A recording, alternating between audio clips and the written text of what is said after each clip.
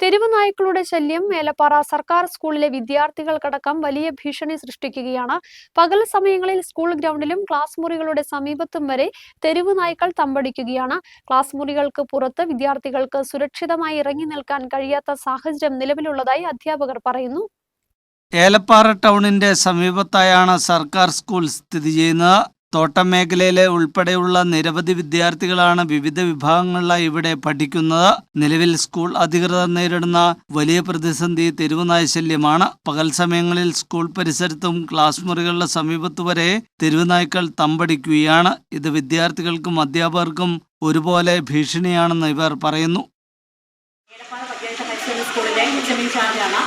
നമ്മുടെ സ്കൂളിൻ്റെ പരിസരത്ത് പട്ടികൾ ഓരോ ദിവസം കൂടുന്തോറും പട്ടികളുടെ ശല്യം കൂടി വരികയാണ്. നമ്മുടെ സ്കൂളിലെ 8:15 മുതൽ വൈകുന്നേരം 4:15 വരെ കുട്ടികൾ ഈ സ്കൂളിലുണ്ട്.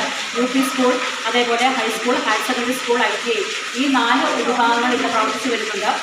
ഈ കുട്ടികൾക്ക് തീർച്ചയായിട്ടും ഈ പട്ടികളുടെ ശല്യം ഞങ്ങൾക്കൊരു ഭയത്തോടു കൂടിയാണ് ഞങ്ങൾ നോക്കുന്നത്. നമ്മുടെ ഏലപ്പാറ സ്കൂളിൻ്റെ പരിസരത്തുള്ള ഈ പട്ടികളെ ഏതെങ്കിലും വിധത്തിൽ നമുക്കത് ഒന്ന് മാറ്റിയേ പറ്റൂ. നമ്മുടെ പഞ്ചായത്തിലേക്ക് ഞാൻ ഇവിടെ നിവേദനം കൊടുത്തിട്ടുണ്ട്. എന്തായാലും പഞ്ചായത്തിൻ്റെ ഭാഗത്ത് നമുക്ക് അനുകൂലമായ പ്രതികരണം ഉണ്ടാകുമെന്ന് ഇന്നലെ അറിയിച്ചിട്ടുണ്ട്.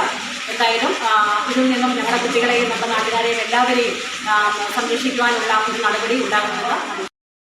ചില സമയങ്ങളിൽ വിദ്യാർത്ഥികൾക്ക് നേരെ തെരുവുനായ്ക്കൾ പാഞ്ഞെടുക്കുന്ന സാഹചര്യമുണ്ടാകുന്നതായും പറയപ്പെടുന്നു. ഇതോടെ കുട്ടികളെ സുരക്ഷിതമായി ക്ലാസ് മുറികൾക്ക് പുറത്തേക്ക് ഇറക്കാൻ പോലും കഴിയാത്ത സാഹചര്യം നിലവിലുണ്ട്.